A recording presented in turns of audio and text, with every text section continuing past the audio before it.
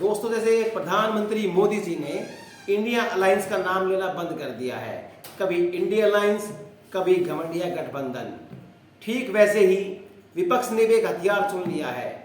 अब वो हिंदू और मुसलमान इस तरह से बात ना करके आप सभी को बांट रहे हैं SC, ST और OBC में। जी हाँ, कल से जातिगत जनगणना के बारे में बात हो रही है, ट्रेंडिंग टॉपिक में चल रहा है। जी हाँ, बिहार सरकार ने जातिगत जनगणना आंकड़े जारी किए हैं और सोशल मीडिया पर यह आंकड़ा खूब ट्रेंड कर रहा है और चुनाव तक बस अब इसी मुद्दे पर बात होगी, सिर्फ इसी को दिखाया जाएगा जैसे पता नहीं क्या कर दिया, कौन सी जंग जीत ली, जबकि सुप्रीम कोर्ट के आदेश से पहले ये आंकड़े जारी ही नहीं हो सकते थे, फिर भी इसको बिना आदेश के जारी कर दिया गया। बिहार की जातिगत जनगणना के पीछे हिंदुओं को बांटने की राजनीति चल रही है, ये बात आप आंकड़े देख के समझ सकते हैं। लेकिन सबसे पहले आप सोचते होंगे कि ये आंकड़े आए क्यों?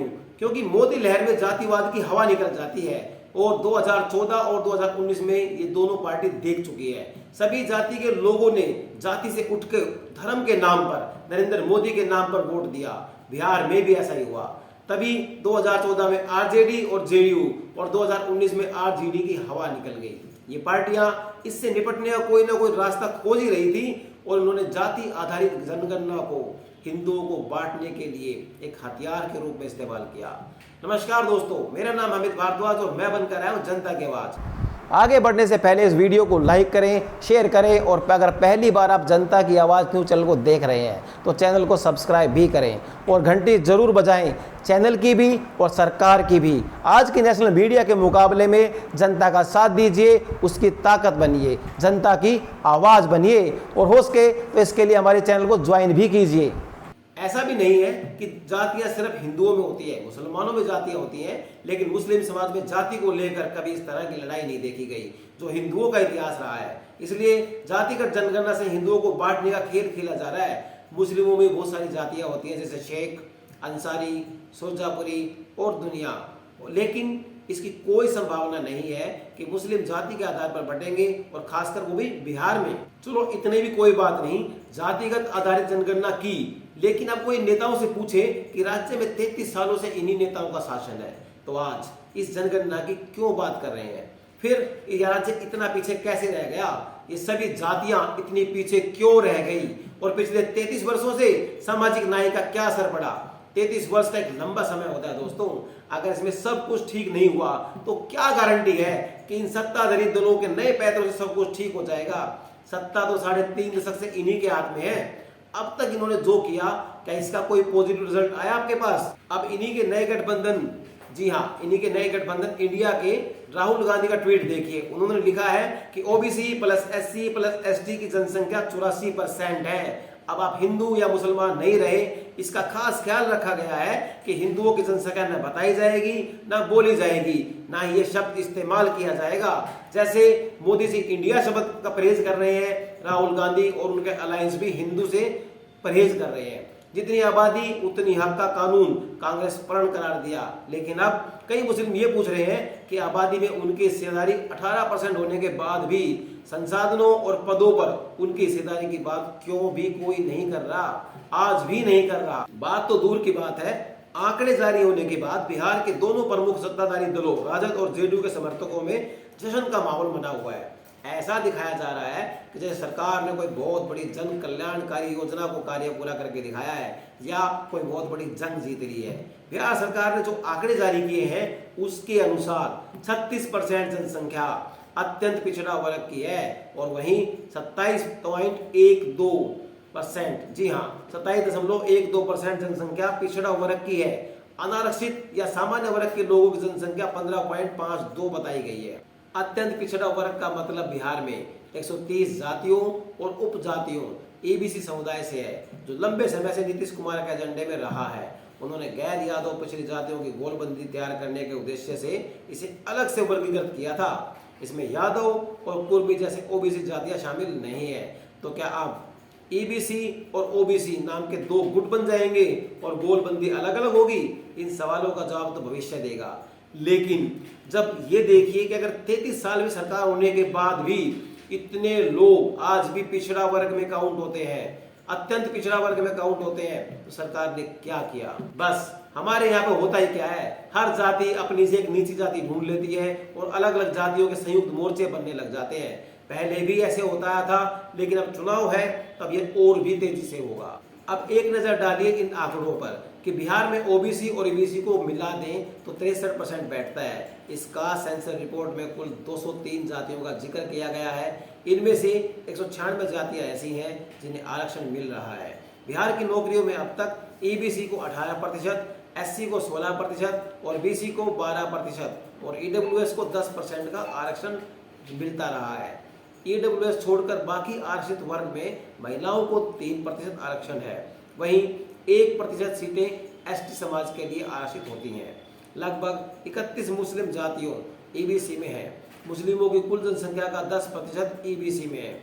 अब देखना ये होगा कि आरक्षण से आने वाली योजनाओं में इनको किस तरह का फायदा पहुंचाया जाएगा और किस तरह से फायदा पहुंचा जाता है। सर्वे के मुताबिक बिहार की कुल आबादी 13,07,25,000 है। इसमें बिहार से बाहर रहने वाले प्रवासी भी शामिल है, जैसे कि दिल्ली में, यूपी में, मुंबई में, कहीं भी रहते हो, लेकिन करीब 53,72,000 यानी बिहार की सीमा में रहने वाले लोगों की संख्या बताई गई है। 12,53,00,000 कुल आबादी में पिछड़े वर्ग की संख्या है 3,54,63,000 यानी कि 27.12%। अत्यंत पिछड़े वर्ग की आबादी है 4,70,80,000 यानी कि 36%। अनुसूचित जाति यानी कि दलित समुदाय की आबादी है 2,56,89,000 यानी कि 19.65%। और अनुसूचित जनजाति यानी कि आदिवासी आबादी है 21,99,000 यानी कि 1.68%। एक कैटेगरी है अनारक्षितों की, जो कि तथाकथित अग्रणी जाति माने जाते हैं। उनकी आबादी 2,02,91,000 यानी 15.52%।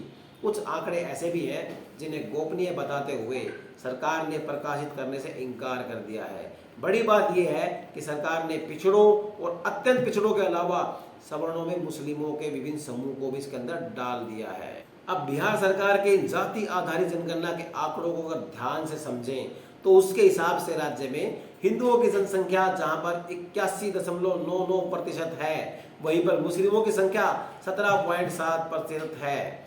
बाकी सभी मजलूमों की संख्या 0.1% भी नहीं है। इन आंकड़ों के सामने आने से नीति निर्धारण में क्या मदद मिलेगी, योजनाओं की रूपरेखा किस तरह से बदलेगी और गरीबों को क्या फायदा होगा, इस संबंध में कोई भी स्पष्ट रूप से कुछ भी नहीं कह सकता। बस चुनाव का मौसम है तो चुनाव की ही बात होगी। बिहार की जातियों में जनसंख्या में यादव 14.26%, रविदास 5.2% और ब्राह्मण 4.2% है। राजपूत 3.45% है। और इसके अलावा संविधान निर्माताओं और देश की पहली कैबिनेट ने जाति आधारित जनगणना न कराने का निर्णय लिया था, क्योंकि इससे समाज में विभाजन पैदा होगा। और आज बाद में संविधान का रट्टा मारने वाले, संविधान की दुहाई देने वाले, संविधान की हत्या की बात करने वाले इन्हीं लोगों ने जनगणना कराई है, वो भी जातिगत आधारित पे। अब आप आरजेडी का ये ट्वीट देखिए। बिहार की सत्ताधारी पार्टी आरजेडी ने इस बात की पुष्टि की है कि इस आंकड़े में सभी धर्मों के सामान्य, पिछड़ा और अति पिछड़ा वर्ग यानी कि सिर्फ मुस्लिम ही नहीं बल्कि ईसाइयों और बौद्धों को भी सामान्य, बीसी और ईबीसी में एडजस्ट कर दिया गया है। पार्टी ने बताया कि अति पिछड़ा वर्ग की आबादी में 10.60% सिर्फ मुसलमान हैं और इन मजहबों को कैटेगरी असाइन करने का पैमाना क्या था, ये साफ तौर पे बिल्कुल भी नहीं बताया गया। कोई बात हो या ना हो, लेकिन इतना जरूर साफ हो गया है कि इन आंकड़ों का आगे की राजनीति में और चुनाव में भरपूर इस्तेमाल होगा। और सबसे बड़ी बात यह है कि एक पिछड़े राज्य में सिर्फ जिद के लिए जाति आधारित जनगणना कराने के लिए पूरी की पूरी सरकारी मशीनरी को काम पर लगा दिया गया। कई अधिकारियों को अलग अलग जिम्मेदारी दी गई।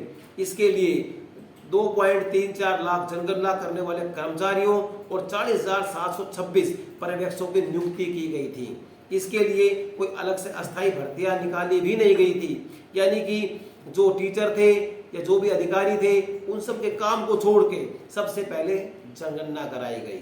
बच्चों पर क्या प्रभाव पड़ा किसी को मतलब नहीं है। इसकी जिम्मेदारी उन टीचर को दी गई थी जिनका काम है उन बच्चों को पढ़ाना और देश समाज के लिए एक बेहतर भविष्य बनाना, लेकिन इन टीचर को भी लोगों की जाति पूछने के लिए लगा दिया गया। जिला और मंडल सदर के अधिकारियों को भी जिम्मेदारियां दी गई। और इसके लिए थोड़ा नहीं, सिर्फ 500 करोड़ से ज्यादा फूंक दिए गए, वो भी एक ऐसे राज्य में जो कि जीएसटी कलेक्शन के मामले में सबसे निचले पायदान पे खड़ा हुआ है। और अगर आपको यकीन ना हो तो बिहार ही एक ऐसा एकमात्र राज्य है कि जहां पर जीएसटी कलेक्शन ग्रोथ के मामले में नेगेटिव है। जी हाँ, सितंबर 2023 के जीएसटी कलेक्शन के आंकड़ों के मुताबिक देश के 1.62 लाख करोड़ रुपए रहा और अधिकतर राज्यों में पिछले साल के मुकाबले 2 अंकों में उछाल भी आया, जबकि बिहार में ये -5% रहा और बिल्कुल घट गया। ये बताता है कि राज्य विकास के मामले में पीछे छूट चुका है और सिर्फ राजनीति में आगे निकल रहा है। इस पर काम करने की बजाय वहां की गठबंधन सरकार ने जातिगत जनगणना को प्राथमिकता दी। जिस राज्य के नेता खुले रूप में नहीं चाहते कि विकास हो, उनको विकास को लेकर कोई गंभीरता भी नहीं है, अब उनकी प्राथमिकताएं भी स्पष्ट तौर पर दिखाई दे रही है। और इतना ही नहीं, सरकार को सपोर्ट करने के लिए एक और चीज आजकल बड़ी फेमस है, उसका नाम है आईटी सेल। बीजेपी के लिए आईटी सेल चिल्लाने वाले नेताओं ने सोशल मीडिया पर उतरकर देखना चाहिए कि आईटी सेल क्या होता है। जैसे ही जातिगत आधारित जनगणना के आंकड़े आए, नीतीश कुमार और तेजस्वी यादव को मसीहा बताने वाले ट्वीट्स की बौछार हो गई।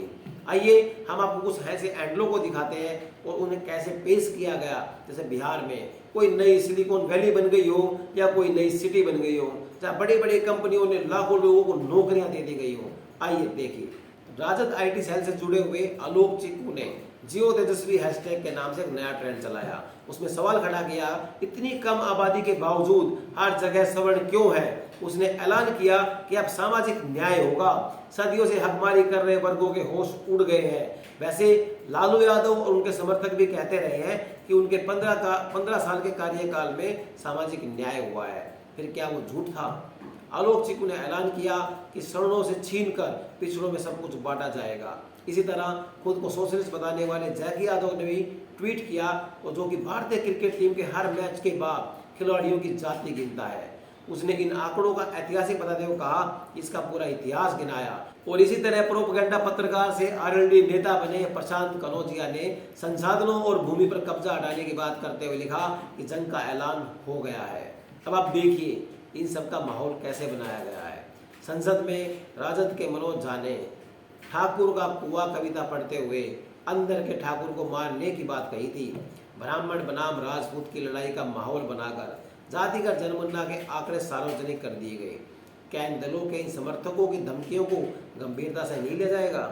जी हाँ, लेना भी चाहिए, क्योंकि सवाल ये उठता है कि हर छीनने या संसाधनों पर कब्जा हटाने से उनका अर्थ क्या है। क्योंकि शिक्षित और अमीर लोग जिस भी समाज से है उनके पास संसाधन है। मान लीजिए अगर कोई स्वर्ण व्यक्ति ही उसने अपना पूरा जीवन खपाकर अपनी मेहनत की कमाई से जमीन खरीदी, तो क्या हिस्सेदारी या कब्जा हटाने के नाम पर उसकी जमीन छीन ली जाएगी? ये तो फिर 90 के दशक वाला बिहार हो जाएगा, जहां पे नक्सली खुलेआम नरसंहार करते थे। दोस्तों, विपक्ष सामाजिक न्याय के नाम पर साल 2024 के चुनाव में जातिगत जनगणना का मुद्दा उठाकर बीजेपी पर दबाव बनाने और पिछड़े वोट को अपने पक्ष में करने की कोशिश कर रहा है। पुराने समय से माना जाता है कि कांग्रेस जाति को सम्मान के भाव से नहीं देखती है। कांग्रेस को लगता था कि जाति से समाज बिखरता है, जुड़ता नहीं है। और 2008 से लेकर 2010 के बीच जब महिला आरक्षण का बिल आया था तो कांग्रेस इसके समर्थन में थी, लेकिन इसमें ओबीसी को अलग से आरक्षण देने के समर्थन में नहीं थी। लेकिन अब बात सिर्फ कांग्रेस की नहीं रह गई है, अब इंडिया अलायंस हो गया है और इस अलायंस में क्षेत्रीय पार्टियों का दबदबा है और ये पार्टियां ओबीसी के आरक्षण को लेकर बहुत मुखर है। महिला आरक्षण के बहस के दौरान सोनिया गांधी और राहुल गांधी जो भाषा बोल रहे हैं वो सरकार के खिलाफ उकसाने वाली भाषा है। इसके राजनीतिक मायने हैं। महिला आरक्षण का गुणा भाग 2024 के लोकसभा चुनाव में नजर आएगा। कांग्रेस और विपक्ष का आकलन है कि पिछड़े वर्ग का 4 से 5% मतदाता भी शिफ्ट हो जाता है तो बड़ा उलटफेर हो सकता है। आपकी इस मुद्दे पर क्या राय है, हमें कमेंट बॉक्स में कमेंट कर जरूर बताएं और बाकी खबरों के लिए देखते रहिए जनता की आवाज। नमस्कार।